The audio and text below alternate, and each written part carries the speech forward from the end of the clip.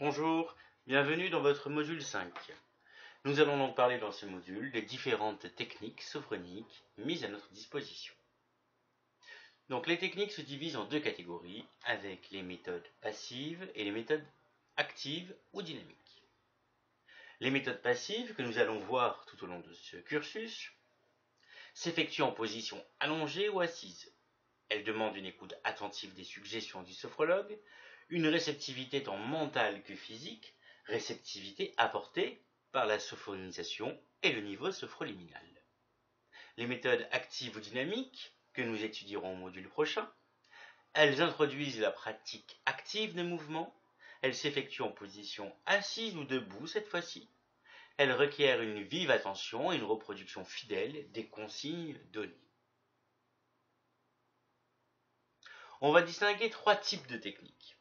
On a les techniques découvrantes, recouvrantes, conditionnées.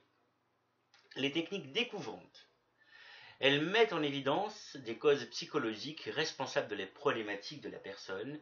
Nous allons partir à la quête de la découverte du problème ou du blocage. Les techniques recouvrantes, elles recouvrent, elles soulagent les symptômes. Elles ne cherchent pas les raisons profondes de la difficulté. Les techniques conditionnées, elles sont fondées sur le conditionnement et sur la répétition. Elles associent un état particulier de conscience à un geste ou à un mouvement précis, afin d'être utilisées à un niveau de conscience ordinaire. Donc les techniques recouvrantes et conditionnées vont changer un comportement, un conditionnement. Les techniques découvrantes vont partir à la quête, à la recherche de la problématique du sujet. Dans tous les cas, et avec toutes les techniques en sophrologie, le principe reste toujours le même, mettre en évidence les ressources, le potentiel de l'individu pour le transposer dans la situation actuelle et future. On le découvrira quand on va étudier plus en détail les techniques découvrantes. Il ne s'agit pas pour nous de partir dans des analyses à n'en plus finir.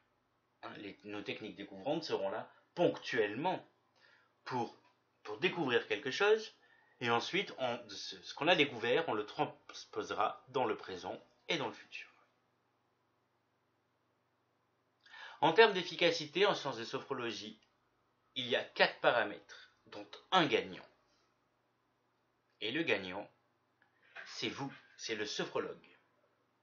Le savoir-être, le rapport qu'on va créer avec le client, savoir convaincre.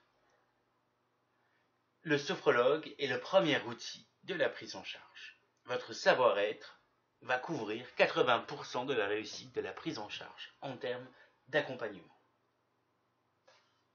Ensuite, le niveau sophroliminal en lui-même.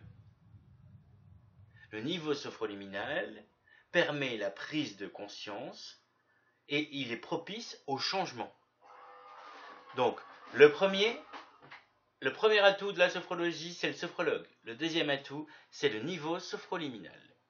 Ensuite, ça va être les suggestions.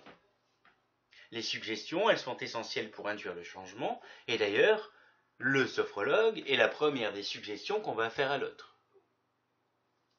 Et pour finir, les techniques codifiées. Donc celles que nous allons voir dans ce module-là,